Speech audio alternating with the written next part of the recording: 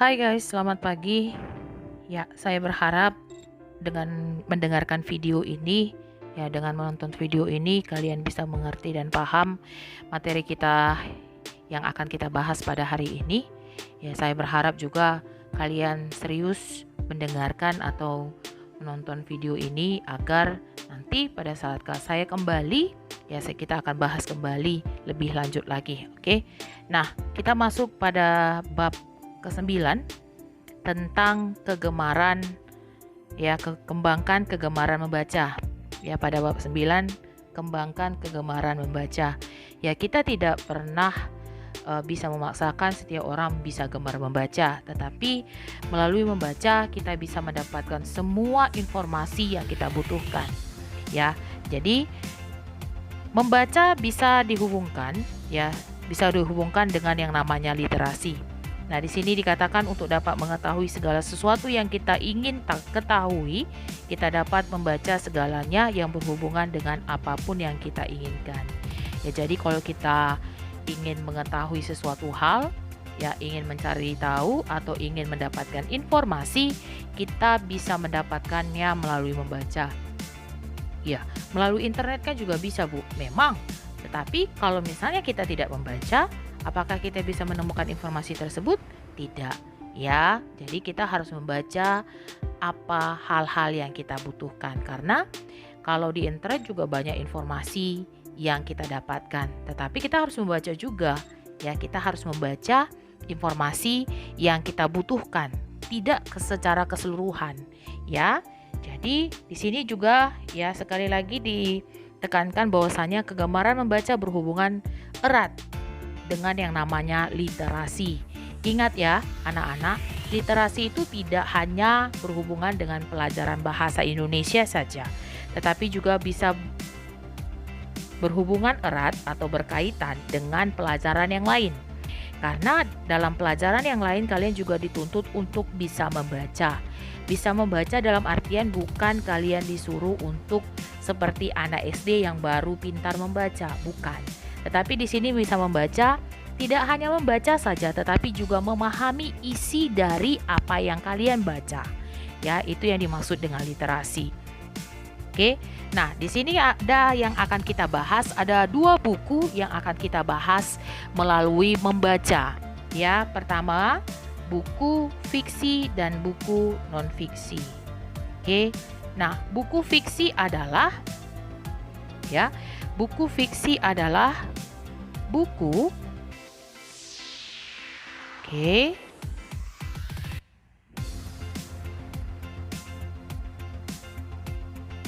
Buku fiksi adalah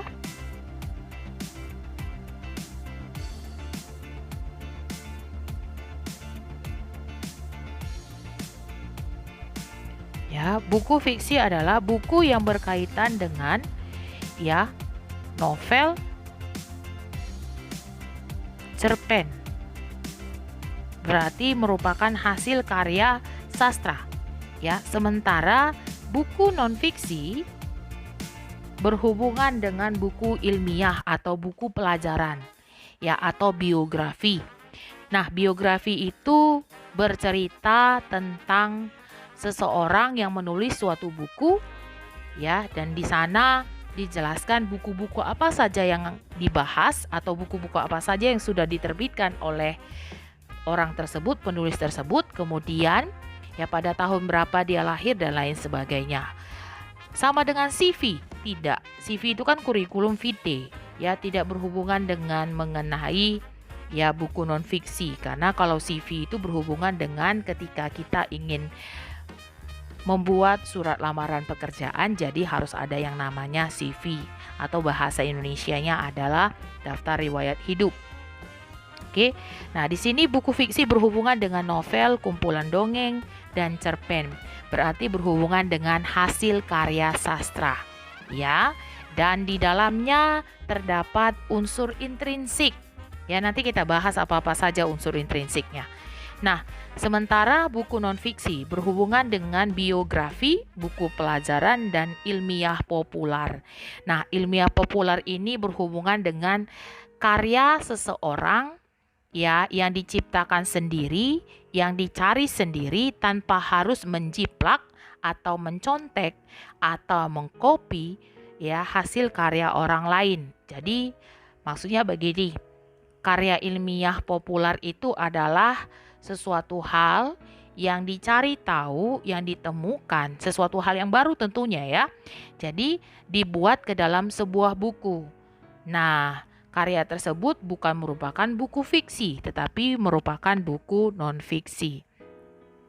Nah, di sini ada beberapa hal yang harus diperhatikan dalam buku fiksi.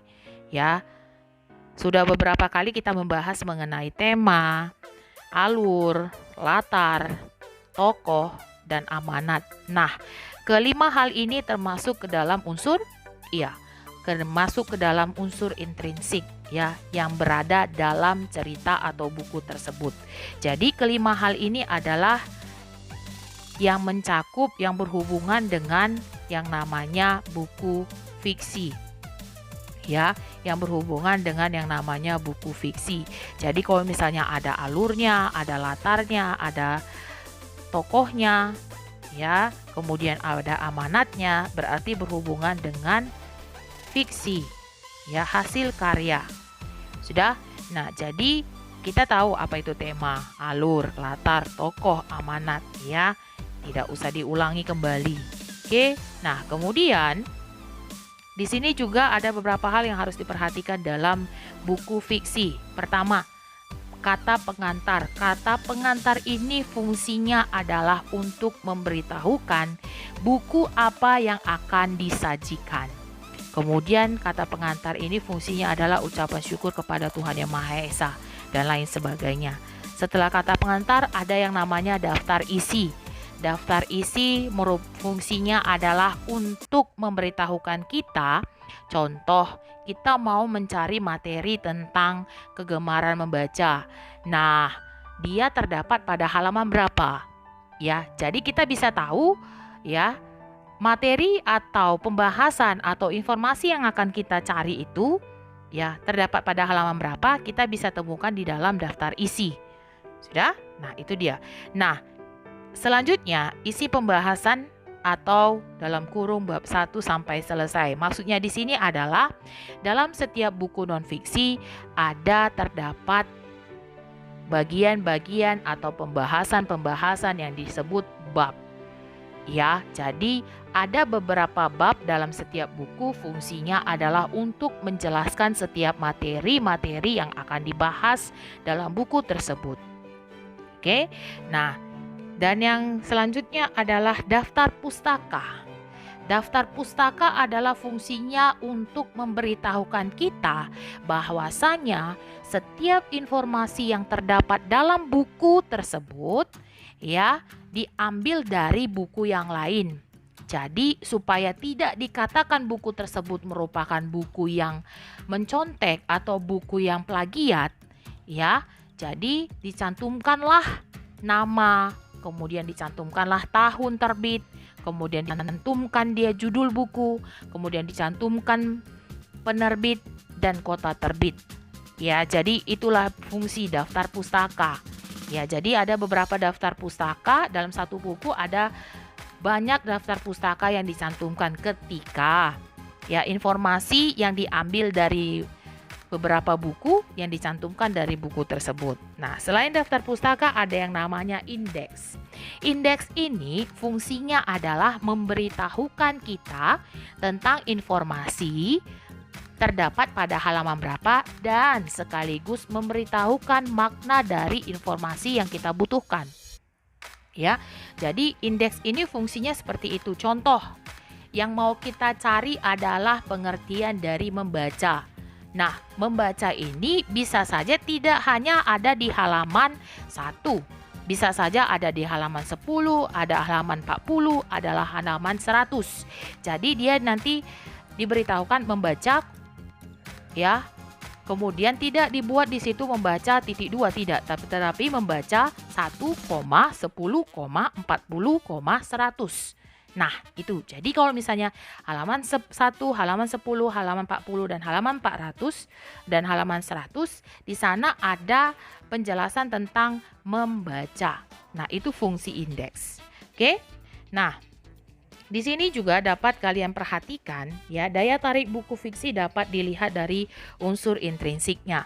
Sementara buku non-fiksi dapat dilihat melalui kelogisan atau argumen dan kelengkapan data. Kelogisan maksudnya gini, logis artinya atau sama dengan masuk akal. Berarti apa yang dicantumkan di sana, informasi yang dicantumkan di sana merupakan informasi yang masuk akal.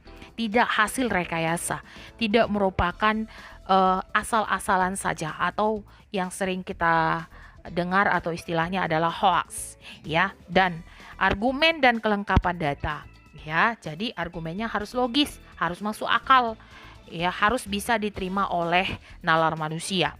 Kemudian kelengkapan data ya, kenapa harus dilengkap datanya?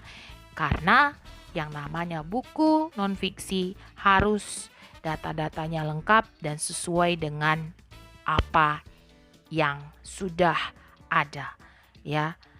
Itu jadi tidak boleh merupakan fiktif, dia harus nyata, harus logis. Oke? Nah, selain itu dalam penulisan buku fiksi terdapat penggunaan peribahasa, gaya bahasa atau majas atau ungkapan. Namanya juga karya sastra. Ya, karya sastra. Hasil karya sastra berarti berhubungan dengan yang namanya majas, ya, berhubungan dengan peribahasa, berhubungan dengan ungkapan. Jadi tidak luput dari 3 hal tersebut. Oke. Nah, sementara dalam buku non-fiksi, apa yang harus diperhatikan di sana? Ya, ada daftar isi. Fungsinya adalah memberitahukan materi yang akan dibahas terdapat pada halaman berapa. Kemudian daftar pustaka berfungsi untuk memberitahukan informasi yang terdapat dalam buku merupakan pembahasan yang diambil dari buku yang lain. Yang selanjutnya adalah indeks, berfungsi memberitahukan halaman dan makna dari materi yang akan dibahas. Nah, buku fiksi dan non-fiksi merupakan sumber informasi yang masing-masing memiliki fungsinya sesuai dengan kebutuhan kita. Baik, ya saya akan memberikan contoh bagaimana cara membuat daftar pustaka. Oke, ya bagaimana cara membuat daftar pustaka. Perhatikan, ya silakan kalian simak dan kalian perhatikan. Ya contohnya kita buat adalah Edward Kosasih. Kemudian ya 2022. Kemudian membaca. Kemudian ya Pustaka Jaya. Dan yang terakhir adalah Jakarta. Baik, Edward Kosasih adalah penulisnya. 2022 adalah tahun terbit. Membaca adalah judul buku. Pustaka Jaya adalah penerbit buku. Jakarta adalah kota terbit. Oke, kita ulangi. Edward Kosasih adalah penulis buku. 2022 tahun terbit. Membaca judul buku. Pustaka Jaya penerbit. Jakarta kota terbit. Oke? Ya. Kita kembalikan lagi ya.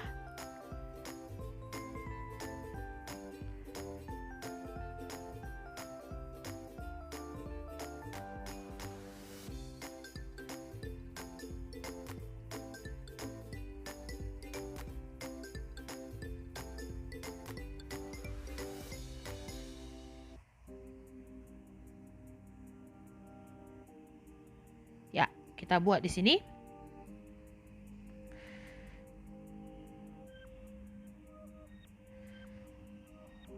Edward Kosasih berarti penulisannya begini. Kosasih, Edward titik 2022 titik, kemudian judul bukunya tadi apa? Membaca titik, kemudian Pustaka Jaya titik 2 Jakarta. Nah, seperti itu cara penulisan atau cara pembuatan daftar pustaka. Ya, jadi kalau misalnya ada namanya 2, Edward Kosasih dibalik menjadi Kosasih, Edward titik 2022 membaca Pustaka Jaya dan Jakarta. Nah, Edward Kosasih merupakan penulisnya. Tahun terbit 2022. Kemudian judul buku membaca. Pustaka Jaya merupakan penerbitnya. Kemudian Jakarta merupakan kota terbitnya. Nah, seperti itu dia. Oke. Nah, sudah paham semuanya? Baik, sampai di sini ya, guys.